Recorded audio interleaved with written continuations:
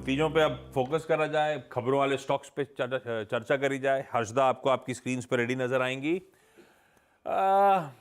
बहुत डिटेल में अपन ने इन्फोसिस बात करी हुई है। चार्ट्स पे कैसा पोजीशन लग रहा है इन्फोसिस? बहती साहब आप देख के रखो, मैं आता हूं आपके पास। हर्षदा, क्या क्या डिटेल्स? की हाइलाइट्स मैं आपके सामने रखूंगी आशीष, जो बाजार को शायद पसंद आएगा और उसी पर शायद आज रिएक्शन आना है। तो सबसे पहले ऑफ कोर्स प्रॉफिटेबिलिटी इस क्वार्टर में थोड़ी सी नरम पड़ी है, लेकिन जो आंकड़ा है उम्मीद से बेहतर है। कांस्टेंट करेंसी रेवेन्यू ग्रोथ, और इस पर हम कल दोपहर में भी चर्चा कर रहे थे, वो आंकड़ा आपकी स्क्रीन पर लेकर आएंगे। 3.6% quarter on quarter constant currency revenue growth, जहां पर एक्सपेक्टेशंस 2.4% की थी, तो ये आंकड़ा काफी अच्छा है। साथ ही साथ मार्जिन का फिगर देखिए। मार्जिन इस बारी अनुमान था कि 21% के नीचे आएंगे, मार्जिन आए 21.1% के आसपास। साथ ही साथ टोटल कॉन्ट्रैक्ट वैल्यू ये $4.1 बिलियन के करीब है, वो भी एक अच्छी डिलीवरी देखने को मिली है। अब कंपनी ने जो अपना गाइडेंस दिया है उस पर आते हैं, क्योंकि वही एक बड़ी चीज है आज के लिए। कंपनी कह रही है कि इनका जो गाइडेंस पहले 1 to 3% तक की रेवेन्यू ग्रोथ का था, ये बढ़ा दिया है 3 से 4% तक की रेवेन्यू ग्रोथ FY25 में कंपनी कॉन्फिडेंट है अचीव कर लेगी।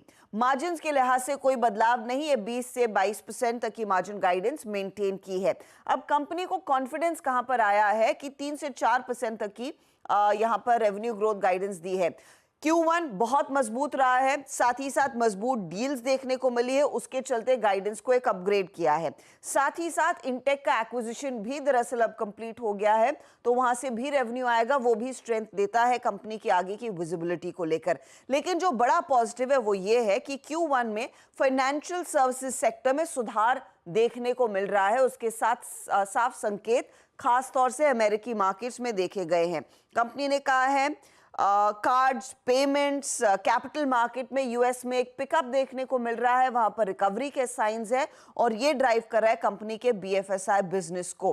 FY25 में कंपनी ने कहा है कि करीब करीब 15 से 20 हजार नए कर्मचारियों की हायरिंग कंपनी करती हुई दिखाई देगी, जो बेसिकली उस विजिबिलिटी को डिलीवर करेगा भी। यूरोपियन मार्केट की डिमांड अच्छी है। अक्रॉस वर्टिकल्स अगर आप देखेंगे, BFSI में ग्रोथ है, आपके हाईटेक में ग्रोथ है, मैन्युफैक्चरिंग में आगे पिकअप के साइंस है, बस रिटेल है जो पिकअप नहीं कर पा रहा है। कंपनी ने कहा है कि प्राइसिंग को लेकर ऐसे कोई डिटीरियरेशन नहीं देखने को मिला है, ना कि बड़े गेन्स देखने को मिले हैं। ओवरऑल कंपनी का मैनेजमेंट काफी कॉन्फिडेंट था कल की चर्चा में, चाहे वो कॉन कॉल हो या फिर कल की प्रेस कॉन्फ्रेंस। तो कंपनी के MD और CEO सलिल पारेख ने एग्जैक्टली क्या कहा है, कहां से वो कॉन्फिडेंस ड्राइव हो रहा है, वो भी आपको सुना देते हैं।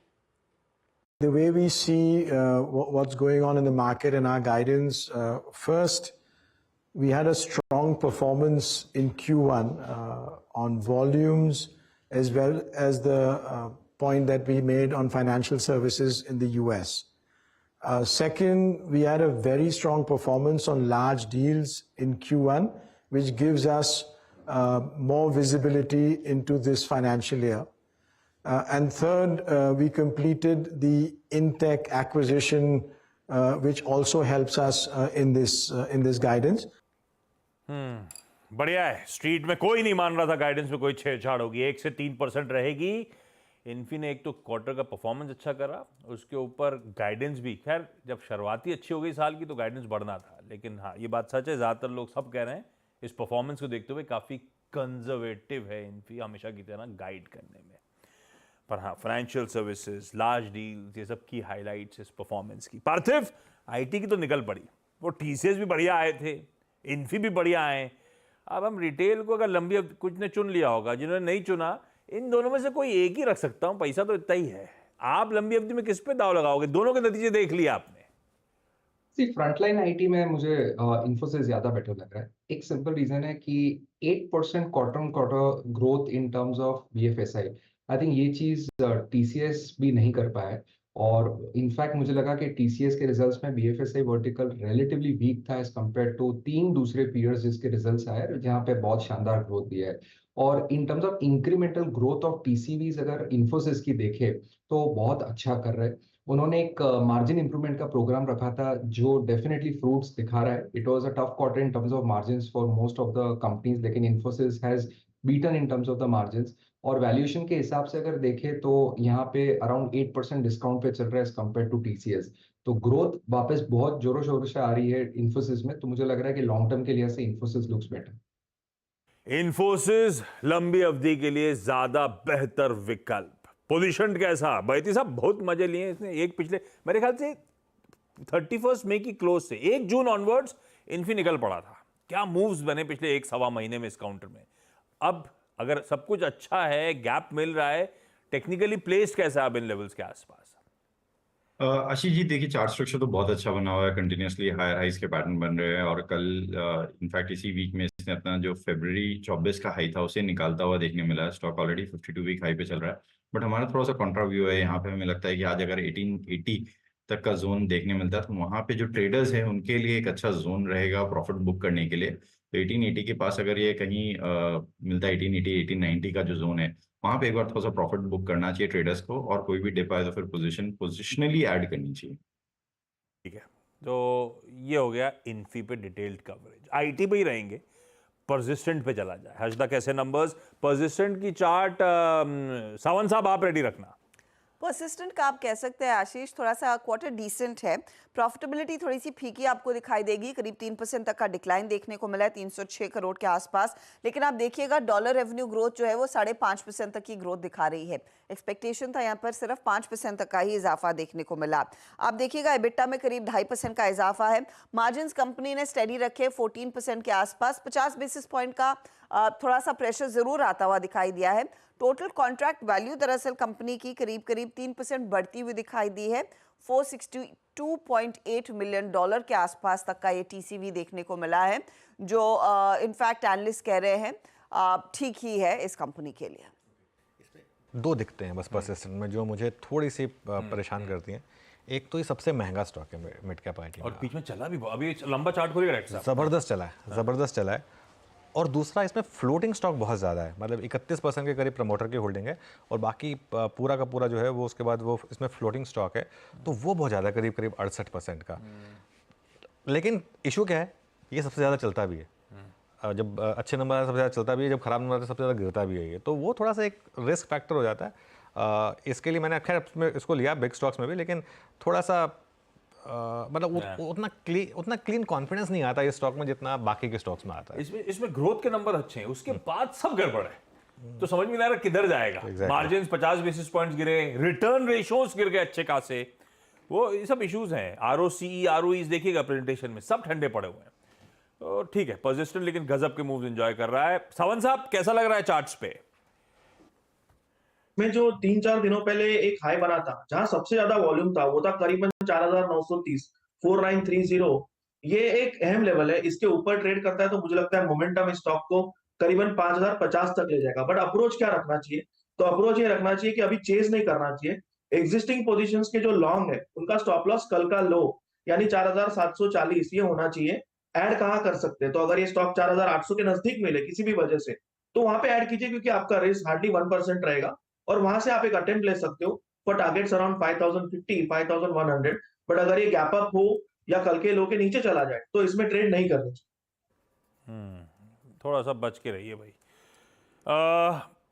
बाकी के आईटी में एल&टी टेक्नोलॉजी सर्विसेज और मेरे ख्याल से टाटा टेक्नोलॉजीज दोनों के नंबर आए थे। हर्षदा कैसे लग रहे हैं दोनों? LTTS म्यूटेड नंबर है आशीष। यहाँ पर हमने देखा मुनाफे में 8% तक की गिरावट देखने को मिली है। 313 करोड़ मिस है ये। डॉलर रेवेन्यू 3% घटकर आया है, करीब 295 मिलियन डॉलर के आसपास।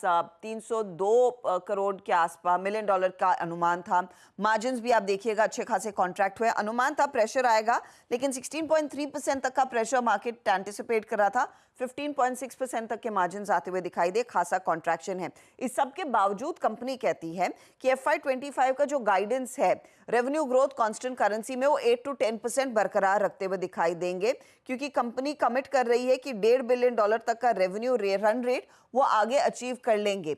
अब अगर ये अचीव करना है तो इनको औसतन सेकेंड और थर्ड क्वार्टर में 2.5 से 4% प्लस तक की ग्रोथ दिखानी पड़ेगी और एनालिस्ट कहते हैं वो शायद मुश्किल होता हुआ दिखाई दे सकता है।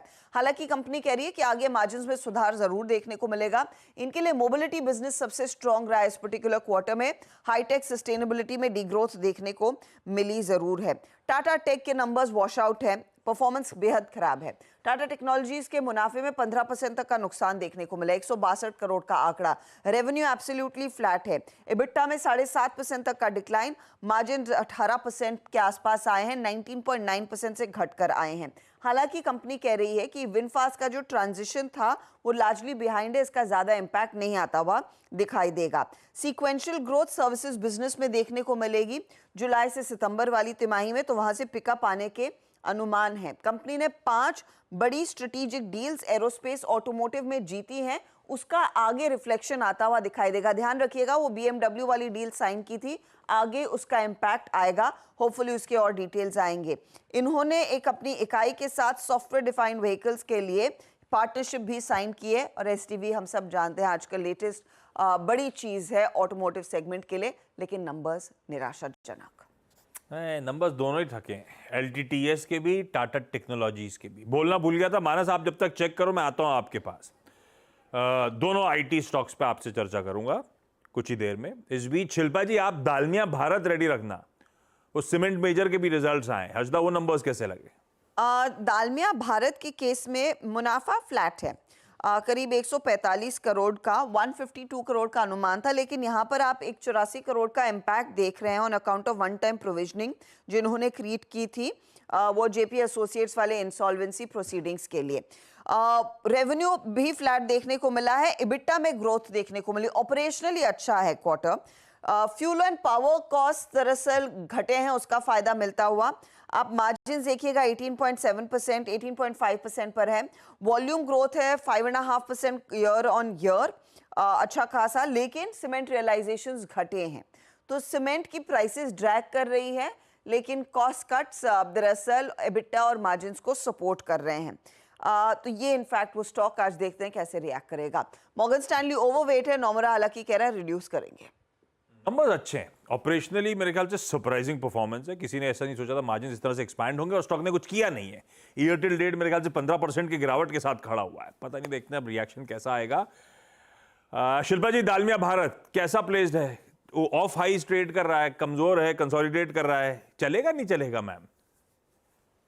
जी, अगर यहाँ पे देखेंगे दालमिया भारत 1900 एक क्रूशियल सपोर्ट जोन से 1890 1900 आप ये जोन पकड़ सकते हैं। अगर ये होल्ड करता है तो आपको 1980 2000 और थोड़ा पोजिशनली 2100 के भी लेवल्स आ सकते हैं, लेकिन बिलो दिस 1890 जोन्स मुझे लगता है थोड़ा वीकनेस बढ़ सकता है, जहां पे 1780 के आपके नेक्स्ट लेवल्स होंगे। वीकनेस बढ़ने का खतरा ज्यादा है भाई। रखिए रडार पे दालमिया भारत को। मानस, वो दोनों IT के स्टॉक्स LTTS और टाटा टेक्नोलॉजीज रिजल्ट्स दोनों पीके दिख रहे हैं, चार्ट्स पे कैसे प्लेस्ड?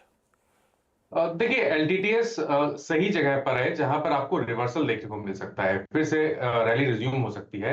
मेरे ख्याल से यहाँ पर बेरिश नहीं होना चाहिए, केवल एक 4600 के स्टॉप लॉस से आप पोजीशन में बने रहिए। फ्रेश खरीदारी 4950 के ऊपर करेंगे, यहाँ पर बहुत ज्यादा गिरावट शायद देखने को ना मिले। लेकिन टाटा टेक के चार्ट अभी भी खराब लगते हैं, बहुत लॉन्ग टर्म का व्यू तो मुश्किल है, बट अगर हम शॉर्ट टर्म के हिसाब से देखें तो ट्रेंड निगेटिव लगता है, और अगर ये 1000 के नीचे गया तो आपको शायद 890 तक के भाव भी शायद टाटा टेक में देखने को मिल जाए।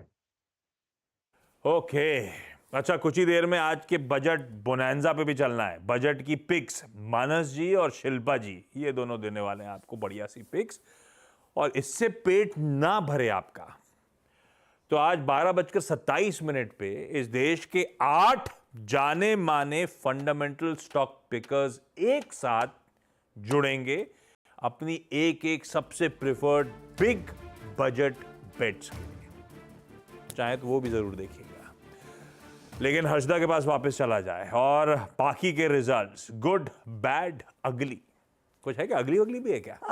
थोड़ा सा, हाँ, थोड़े से निराशाजनक अच्छा, नंबर्स आए हैं कुछ कंपनियों के। गुड कैटेगरी में पहले तो सीएट डालूंगी आशीष, वो ग्रिड आपके सामने आ जाएगा जहां पर कंपनी के मुनाफे में 7% तक का इजाफा है, 154 करोड़ का प्रॉफिट है, रेवेन्यू 9% बढ़ा है, मार्जिन्स हालांकि थोड़े से स्लिप हुए हैं, एबिटा में भी फ्लैट परफॉर्मेंस देखने को मिला है। JSW इंफ्रा मिक्स बैग रहेगा, आय में ग्रोथ है लेकिन मुनाफे में प्रेशर आता हुआ दिखाई दिया है। सागर सीमेंट के केस में जो लॉस है वो घटा है। 28 करोड़ का लॉस है, वो नैरो होता हुआ दिखाई दिया। यहाँ आय में 4% तक की ग्रोथ है और सागर सीमेंट का EBITDA ज़्यादा बेहतर दिख रहा है और इनके मार्जिन्स में भी ग्रोथ है। ऑपरेशनली थोड़ा सा परफॉर्मेंस पिकअप होने लगा है। तानला प्लेटफॉर्म हर पैरामीटर पर परफॉर्मेंस अच्छा है, 4% मुनाफा बढ़ा, आय में 10% तक की वृद्धि है। CIE ऑटोमोटिव यहाँ पर निराशा है, 28% तक का मुनाफे में गिरावट। 1.5% ही सही, आय प्रेशर में है, लेकिन इनके ऑपरेशनल नंबर्स में भी हमने देखा है प्रेशर देखने को मिल रहा है। और रैलिस इंडिया बिल्कुल नहीं परफॉर्म कर रहा है, 24% तक की गिरावट दरअसल मुनाफे में देखने को मिली है। एब्सोल्युटली फ्लैट दरअसल आय है और ऑपरेशनली भी यहाँ पर चाहे आप मार्जिन देखें या फिर EBITDA देखें, कॉन्ट्रैक्शन देखने को मिला है। इनके मार्जिन में बड़ा हिट आया है। सतपुते साहब, 2 स्टॉक्स इसमें से मुझे जो बातचीत करनी है, एक तो आप JSW इंफ्रा को खोलिएगा, है तो कमजोर से नंबर्स लिस्टिंग के बाद से, लेकिन गजब कर रखा है स्टॉक ने। और एक ऑटो एंसिलरी है CIE ऑटोमोटिव, इसकी भी फीका दोनों ही फीके परफॉर्मेंस है एक्चुअली। चार्ट्स में कुछ है क्या? आशीष जी देख ले, अगर JSW इंफ्रा की बात करें तो मुझे लगता है यहाँ पे एक सेल आ सकता है अगर ये 330 का लेवल तोड़े जो इसका 50 डे में। तो आज अगर ये 330 के नीचे खुलता है तो यहाँ पे शॉर्ट होगा और इसका जो टारगेट अनफोल्ड होता है वो 310 तक का होगा। तो 330 के नीचे 20 पॉइंट का करेक्शन इसमें ड्यू लगता है। और CIE ऑटोमेटिव मुझे लगता है जिस तरह से अपने स्ट्रेंथ को अभी तक बने हुए हैं, लेकिन आशीष जी मैं इतना तो डेफिनेटली कह सकता हूँ कि आज के लिए इसका एक इंपॉर्टेंट लेवल होगा 590। अगर 590 का लेवल टूटता है तब जाके हम इसे कहेंगे कि इसमें एक शॉर्ट टर्म करेक्शन आएगा। अदरवाइज आप कह सकते हैं कि इसमें अभी भी स्ट्रेंथ बरकरार है, क्योंकि ये काउंटर में अभी भी कहीं पे भी वीकनेस नहीं है, कहीं पे भी सेल सिग्नल जनरेट नहीं है। तो सेल जनरेट होगा 590 के नीचे।